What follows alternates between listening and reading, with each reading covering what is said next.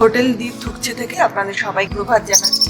অবশেষে পেয়ে গেছি পারমিট। এর জন্য পার পার্সন 1000 নেপালি টাকা লেগেছে। বেশি শহরে এসে আমাদের সাথে পরিচয় হলো 3 জন বাংলাদেশি ভাইদের সাথে। স্যার আমি মাহবুব।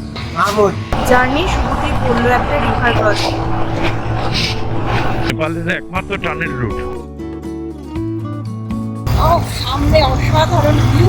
লামজুং ডিস্ট্রিক্টের রাস্তা কিন্তু খুবই খারাপ। এরপর চলতে চলতে একটা সুন্দর ঝর্ণা পেলাম। এই ঝর্ণাটা ক্রস করার পরেই আমরা পেয়ে গেলাম এই অক্টোপাস ঝর্ণা।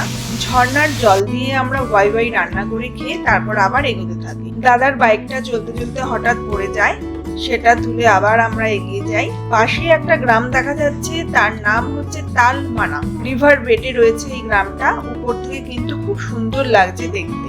এই গ্রাম ছাড়িয়ে আমরা পরের গ্রাম ধারাপানিতে আজকে থেকে গেলাম। এই ধারাপানির অল্টিটিউড হচ্ছে 1860 মিটার।